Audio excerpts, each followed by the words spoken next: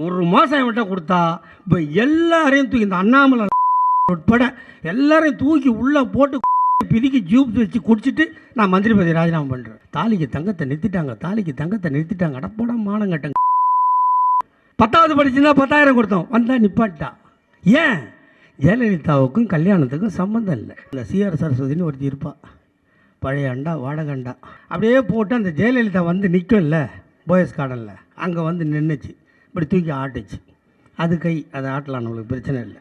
அது ஆட்டின அந்த கீழே இருந்தால் இல்லை கிரவுண்ட் ஃப்ளோரில் அவன் பூரா சின்னம்மாவை அம்மாவாக்குவோம், சின்னம்மாவை அம்மாவாக்குவோம். 68 வயசு ஆகி போச்சு, இவளை அம்மா வாக்க முடியாது, என்கிட்ட அனுப்புங்க, ஆயா வாக்கி அனுப்புகிறேன்ட்டான் அவன். யார் நம்முடைய தலைவர் ஸ்டாலின் என்றால், இது ஆரோக்கியமாக நல்ல உறவில் பிறந்த சுகப்பிரசவம். எடப்பாடி பழனிசாமி யாருன்னா கள்ள உறவில் பிறந்த குறைப்பிரசவம். எடப்பாடி பழனிசாமி யாருன்னா கள்ள உறவில் பிறந்த குறைப்பிரசவம். 4 ஃபிகரை வச்சுக்கிறவெல்லாம் மீன்வளத்துறை மந்திரி. ஒரு ரோடை ஒழுங்காக போட்டிருக்கியா? பழனிசாமி பல்லு மாதிரியே இருக்குது ராயபுரத்துக்குள்ள ரோடெல்லாம். அந்த கோல்கேட்டுக்கு விளம்பரத்துக்கு வேற யாரையும் போட வேணாம். இந்த நாட்டில் எங்கள் அண்ணன் தளபதி முதல் பெற்ற பதவி மிசா கைதி என்ற பதவி. இது எடப்பாடி பழனிசாமிக்கு தெரியுமா? பொட்டி வைக்கிறாரு, பொட்டியில் போட சொல்கிறாரு. 9 வருஷமாக என்னடா மணியாடா ஆட்டிகிட்டு இருந்தீங்க. அந்த பிரேமலத்தான்னு ஒரு பொம்பளை இருக்கா, நல்லா இருந்தான் எங்கள் விஜயகாந்த். மன்னிப்பா, தமிழில் பிடிக்காத வார்த்தை மன்னிப்பு சொன்னா இல்லையா? இப்போ போய் பாருங்களேன், அது வாயில் என்ன தடவி சொல்லிச்சோ அந்த பொண்ணு தெரியல. மோடியோட எடுபடி ஒன்னு கீழே இருந்து எடுபடி கிடையாது, டெட்பாடியா. ஏன்னா அவர் அப்படிதான் விழுந்து கிடந்தாரு, சசிகலாவோட கால் அப்படிதான் விழுந்து கிடந்தாரு. டேபிள் சார்க்கெல்லாம் உள்ள போட்டு விட்டுங்க, அந்த அம்மா கால் வழியும் போட்டுருப்பாரு. இப்போ முதலமைச்சர் சொல்றாரு கவர்னரை திட்டக்கூடாது.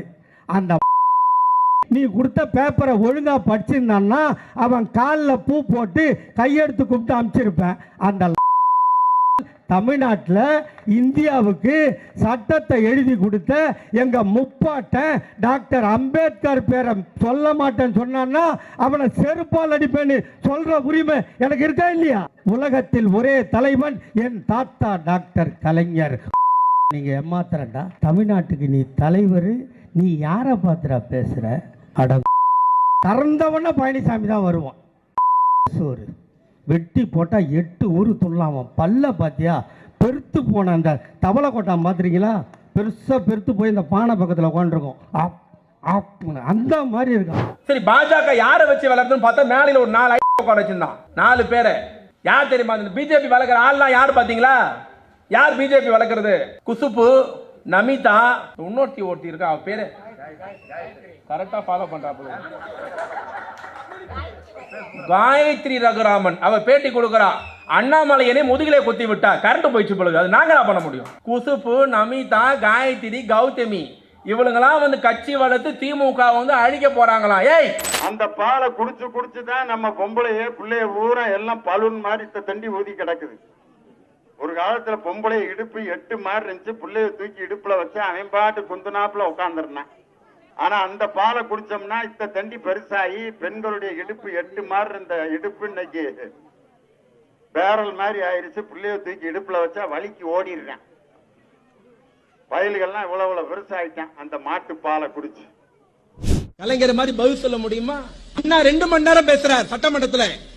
1957 கலைஞர் அண்ணா 2 மணி நேரம் பேசுறார். தனிநாடு வேண்டும், தனி தமிழ்நாடு வேண்டும், இன்ப திராவிட வேண்டும். 2 மணி நேரம் பேசிட்டு அண்ணா உட்கார்றார். இந்த அம்மா எழுந்து கேட்டதான், மிஸ்டர் அண்ணாதுரை, திராவிட நாடு எங்க இருக்கு அப்படின்ட்டு. உடனே அண்ணா 2 மணி நேரம் பேசியிருக்கிறோம், இந்த பொம்பளை எல்லாத்தையும் கேட்டுட்டு என்னடா இப்ப போய் திராவிட நாடு எங்க இருக்குன்னு கேக்குதுன்னு அண்ணா உட்காந்துட்டாரா. கலைஞர் உடனே எழுந்து சொன்னாரா, மாண்புமிகு பேரவைத் தலைவர்களே, எங்கள் தலைவர் 2 மணி நேரம் பேசினார், திராவிட நாடு பத்தி பேசினார், வரலாறு சொன்னார், இவை அனைத்தும் கேட்டுவிட்டு உறுப்பினர் கேட்கிறார் திராவிட நாடு எங்க இருக்குது என்று. நாடாவை அவுர்த்து பாவாடை தூக்கி பார்த்தால் திராவிட நாடு தெரியும். நாடாவை அவுர்த்து பாவாடை தூக்கி பார்த்தால் திராவிட நாடு தெரியும்.